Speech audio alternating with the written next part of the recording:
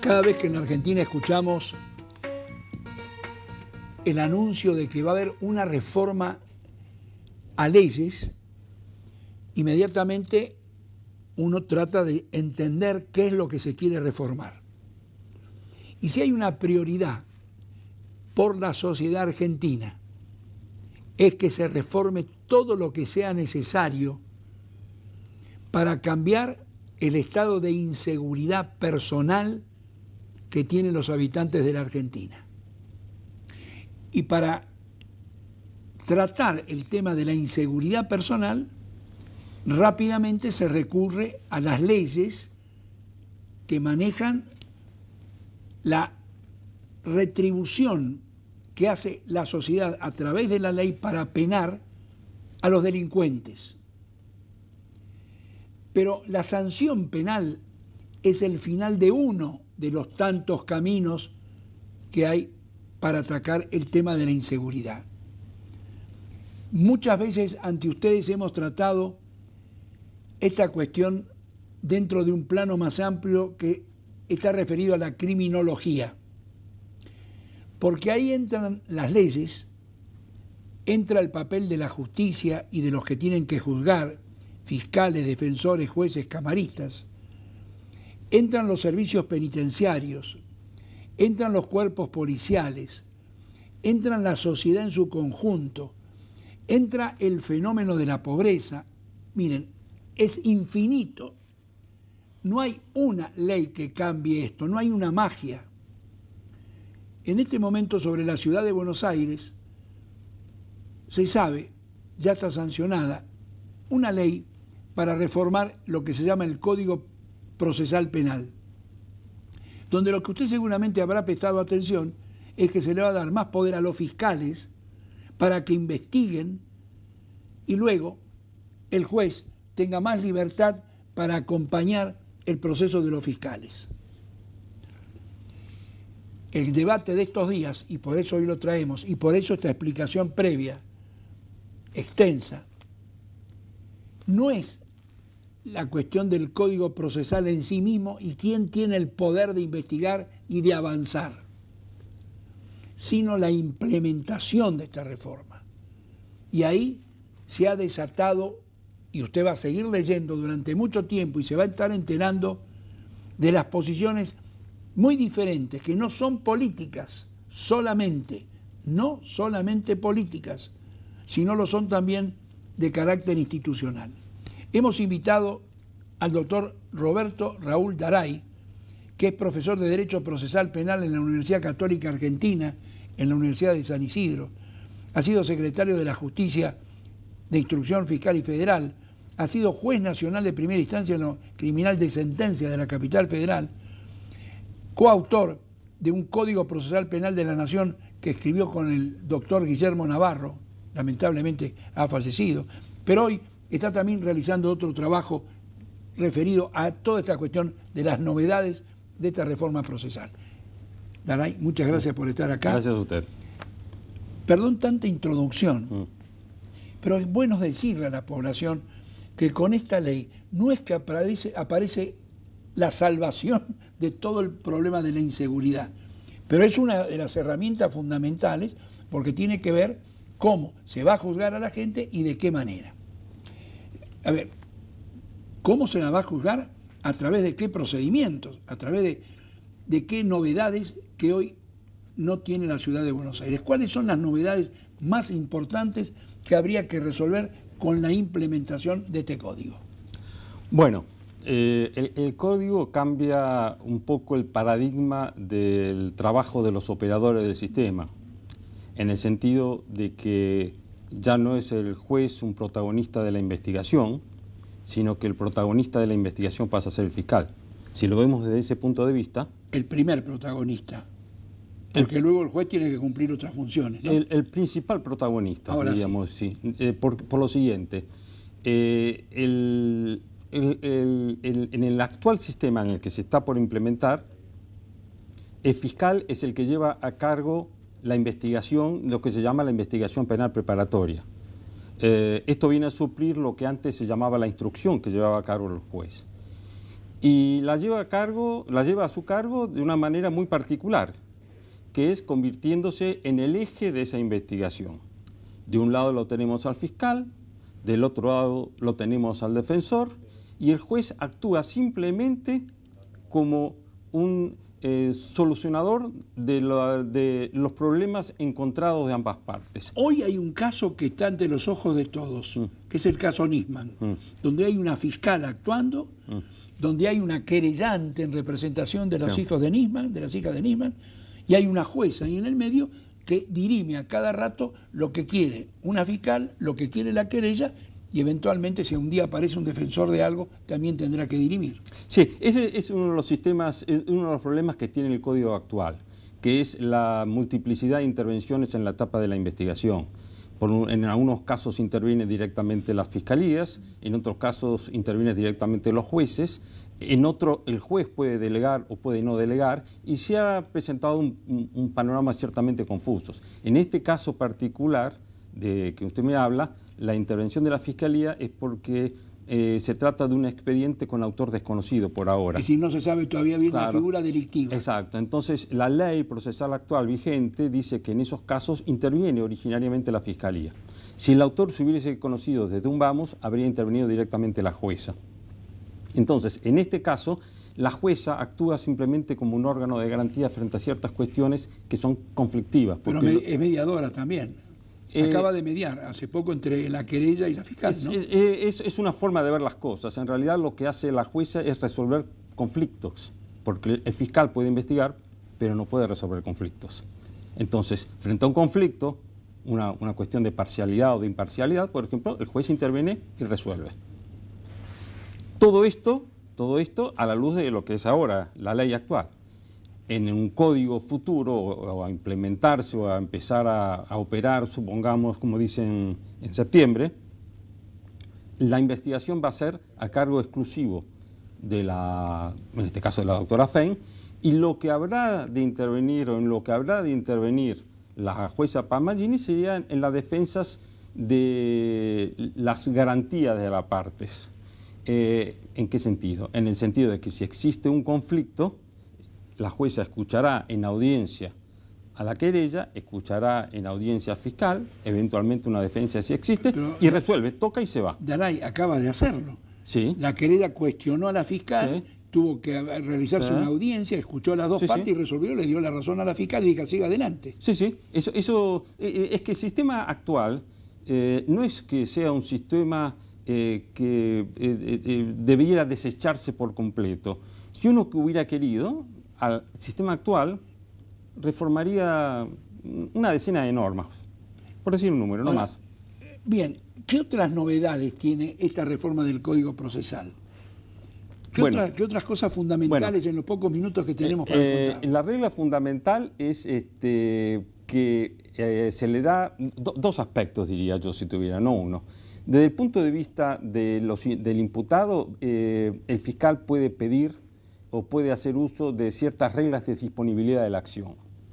¿Qué es eso? Estas reglas de disponibilidad de acción, llamadas así técnicamente, se vinculan a criterios de investigación y criterios políticos, de política criminal.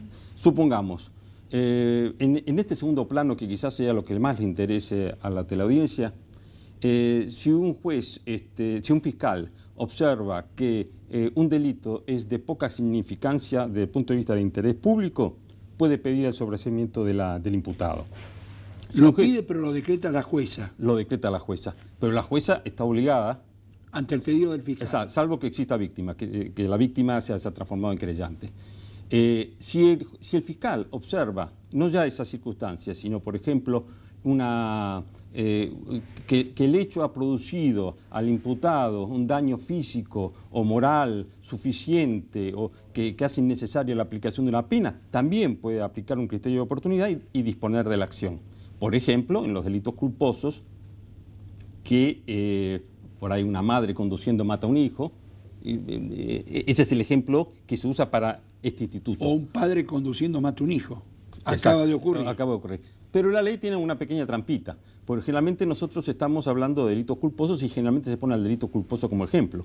Pero la ley, por ejemplo, en este caso particular, del daño que pudo haber sufrido moral o psíquico o físico el imputado, no lo circunscribe al delito culposo. Y entonces yo le pongo, para que usted tenga una idea, un segundo ejemplo. 2 hermanos van a robar un banco, se tirotean, uno muere, y el daño psíquico, físico, que puede presumirse resta en cabeza del sobreviviente, puede conducir a la aplicación de un criterio de oportunidad. Usted me dirá, ¿es difícil? Es difícil. ¿Qué quiere decir el criterio de oportunidad? El criterio de oportunidad es el legislador lo ve como una causa posible de evitar el juicio de reproche. O sea, no lo juzgo, directamente lo sobreseo. Van los 2 a robar, hay un tiroteo, matan a uno. Si son hermanos, y uno puede decir, ha sufrido como consecuencia de eso un daño psíquico relevante. Pero eso es consecuencia del acto que él realizó. Sí, también en el delito culposo es consecuencia del acto que realizó. O sea, el padre que llevó a un hijo imprudentemente. Pero antes de ir al asalto, los 2 decidieron ir a la acción de robar. Son criterios de oportunidad que está introduciendo el Código, que generalmente uno los asocia a los delitos culposos en accidentes de tránsito, donde el ejemplo que yo le daba a la madre que sin querer mata al hijo, puede ser eximida de pena. Así como son hermanos, pueden ser padre e hijo que tengan También, la misma situación. También. O sea, la ley no distingue, no le pone límites. Sí, pero queda medio oscuro esto de que realmente los 2 se decidieron a hacer tal cosa. A uno lo mataron, sí, y el otro no va a ser condenado. Sí. La ley tiene esos pequeños deslices, quizás intencionales. Para la gente es terrible estos deslices. Claro, en algunos casos, en algunas legislaciones provinciales, este principio de oportunidad, este particular principio de oportunidad, está legislado en relación a los delitos culposos. Acá, como no hay límites, uno puede interpretar otra cosa. Yo le he puesto un ejemplo extremo, pero entre uno y otro hay ejemplos intermedios. Me permite el ejemplo extremo que usted dice, todos los días lo vemos frente a la gente que sale en libertad por este criterio de oportunidad, y la población está horrorizada con la gente que sale en libertad cuando tendría que estar presa. Bueno, esto es todavía más grave, que es el segundo aspecto que yo le decía que había que resaltar. A ver. Estamos hablando mucho de la puerta giratoria, la famosa puerta giratoria. Acaba de ocurrir hace pocas horas. Bueno, el Código es todavía más laxo en materia de permitir la libertad de los imputados detenidos. El Código da más facilidades. Muchísimas. Lo que habla de laxo, más facilidades. Más facilidades.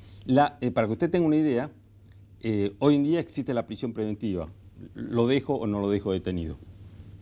En este Código, la prisión preventiva está en 11º lugar. O sea, usted, por ejemplo, tiene promesa de presentarse, promesa de no ausentarse en el extranjero, retención de los documentos de viaje, pulsera electrónica para detectar su ubicación, etcétera, etcétera, etcétera. Último lugar, la prisión preventiva. Entonces el juez hace esa valoración. Si con todo lo previo no le es suficiente, recién dicta la prisión preventiva. Doctor Daray, hay un código penal, el código penal.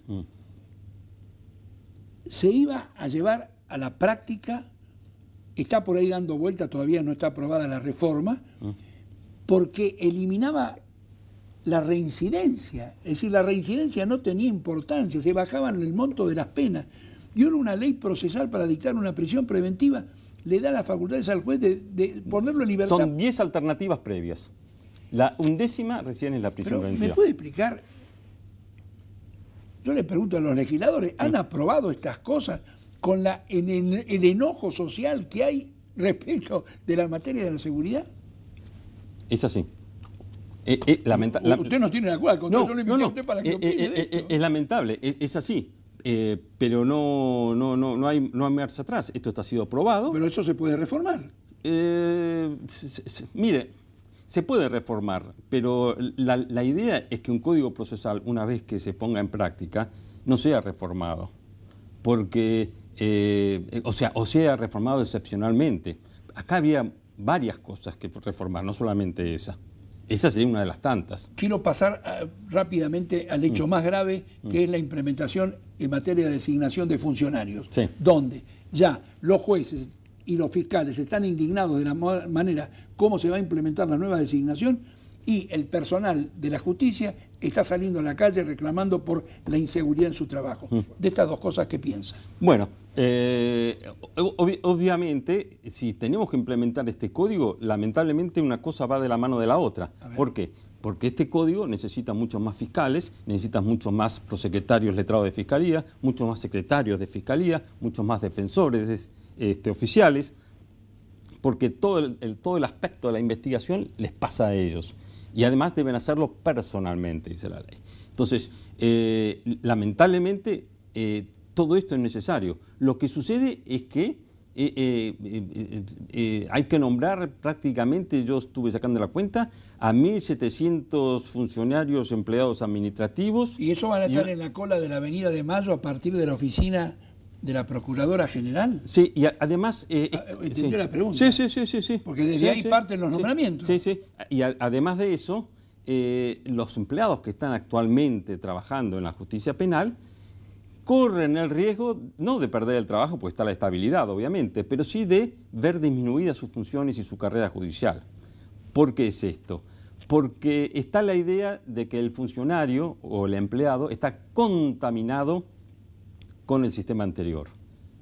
Entonces, la implementación de un sistema como este necesita de leyes nuevas, de paradigmas nuevos y de funcionarios nuevos. Que no hayan tenido experiencia judicial. Ese es el otro drama, porque el drama viene también por el lado de los fiscales. Que no hayan tenido experiencia previa. Exactamente. Requerirán 2 años por lo menos de preparación para entender todo esto. Mínimo. Usted fíjese que en la provincia de Buenos Aires, en el año 98, se cambió el código que estaba vigente por un código acusatorio, o más acusatorio o acusatorio.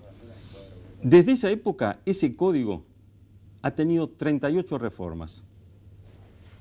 38 usted reformas. dice que no es conveniente la reforma, Pues pero, claro. pero algo pasa. Y quizás la solución venga por otro lado.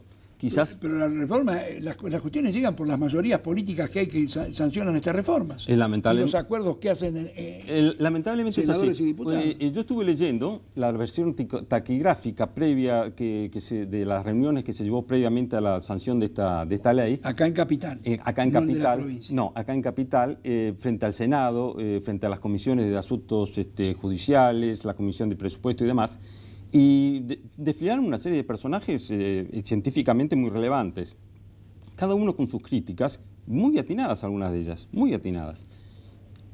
Salvo un caso, que fue el caso de la procuradora Falvo, que uno dice, ¿la escucharon? La procuradora Falvo, que está en la provincia de Buenos Aires. Fue una de las expositoras, de las primeras expositoras. Salvo el caso de ella, ninguna crítica fue escuchada. Se sancionó la ley. Los que fueron a hablar y a comentar, ¿eran dirigentes políticos o eran estudiosos del derecho con experiencia académica o experiencia en la práctica judicial? Estudiosos del derecho, académicos, jueces. Algunos pusieron de relieve ciertas contradicciones que tenía el proyecto, contradicciones graves en las que yo no entro porque son cuestiones muy técnicas. Ninguna fue escuchada. O sea, el tema era apurar. Y ese es el problema de este código, no es que sea bueno o malo, sino que está saliendo a los apurones y se está implementando a los apurones, y eso no está bien. Lo de la implementación es por la larga cola que va a haber en Avenida de Mayo, por el nombramiento de gente. Y uno no tiene que pensar otra cosa, porque uno dice, ¿por qué los tiempos tan breves? Y yo asocio esto a otra cosa. Hace cosa de 1 mes o 2 meses atrás se quisieron designar 17 fiscales.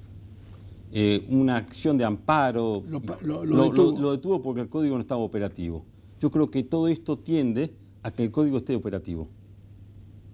Entonces, apenas esté operativo, aunque sea mínimamente operativo, porque lo van a hacer mínimamente ya operativo. Hay un senador, Urtubey, que fue el que dijo que había que apurar todo esto, lo dijo hace pocos días. Perfecto, entonces ya está operativo, los nombramientos se habilitan. No solamente esos, los que vienen detrás también. ¿La habilitación de todo esto de quién depende? ¿Del propio Poder Ejecutivo, de llevarlo a la práctica? De fijarle una fecha de inicio a la aplicación del código. O sea, el Poder Ejecutivo, la ley, tendrá que decir, a partir de tal día empieza a regir el código. Y lo van a hacer regir, como salió publicado en los diarios de hoy, para una porción territorial de la capital federal nada más. A ver, ¿qué es esto de que va a haber justicia en Puerto Madero, en Recoleta, distinta a la justicia en Flores? Es así. Se ha dividido la capital federal en el proyecto de implementación en 4 circunscripciones. Una de esas circunscripciones, la primera, donde está Recoleta, San Nicolás, Retiro, el centro. Puerto Madero. Puerto Madero también, porque creo que está la comisaría 46 y prefectura naval. En una de esas circunscripciones va a empezar a regir el código como experimento, o sea, como para ponerlo en práctica y empezar a experimentar a ver cómo reacciona el sistema y cómo reaccionan los operadores. Entonces, si uno, y esa es la reflexión que hoy se vio en los diarios, si uno comete un delito en ese sector, va a estar juzgado por este código. Si lo comete una cuadra después, va a estar juzgado de acuerdo al otro código. En el mismo tiempo, en la misma época, hasta que se pase a otra de las 4 jurisdicciones. Sí. ¿Y quién decide cuando comienza la jurisdicción próxima? Hay una comisión que está creada. ¿Ya está creada la comisión? Está creada en el proyecto. Pero no están los nombres de los que lo No integran. están los nombres, lo único que está es el lapso por el cual ejercen sus funciones, que son inamovibles, 6 años son inamovibles y pueden ser reelegidos. ¿Inamovibles qué significa? ¿De que tiene que tener acuerdo del Senado? Eso no lo sé. Si son inamovibles, requerirán acuerdos. Sí, pueden... Con mayoría simple. Sí, o por ahí establecen una inamovilidad sin necesidad de acudir a ese motivo, a esa razón, no sé. La verdad que no lo conozco. Todavía no sabemos cómo se va a no sé cómo se va a implementar. Y una última pregunta, ¿es verdad que a algunos funcionarios nuevos designados se les va a pagar un plus por si están dispuestos a trabajar con este código? Claro. Alguien dijo en broma o en serio, una especie de soborno legal. ¿Cómo es eso? No es un soborno legal, pero lo que están haciendo es una recomposición salarial, equiparándolos a los sueldos de los jueces de Cámara, a aquellos jueces de primera instancia que acepten o que quieran ser jueces con funciones de garantía en ese primer ensayo de la primera circunscripción. Entonces, los jueces actualmente de instrucción que quieran ejercer como jueces con funciones de garantía, se les va a aumentar el sueldo hasta el sueldo de un camarista, una recomposición salarial. ¿Y por qué está excluida la justicia federal? Evidentemente es inexplicable. Perdón, yo creo que habría que haber empezado con la justicia federal. Y le explico el motivo, que es muy sencillo. Si tenemos tiempo, es muy sencillo. Toda la justicia nacional, tarde o temprano, va a formar parte de la ciudad, que tiene su propio código, salvo la justicia federal. Con lo cual, toda esta implementación, a la larga, va a carecer de sentido. Porque ¿para qué tantos funcionarios si en definitiva toda la competencia va a pasar a la ciudad? ¿Dónde va a operar este código? En la justicia federal, solamente. De la capital y de las provincias. Con lo cual, la lógica era empezar por donde realmente va a subsistir este código. Garay, le agradezco mucho. La población está advertida de lo que hoy está en debate. Tiene que ver sobre la seguridad y la garantía de los derechos de los que habitamos en esta ciudad de Buenos Aires y naturalmente se hace extensivo después a otros lugares de la República. Muchas gracias. Al contrario, gracias a usted. Un momento y ya regresamos.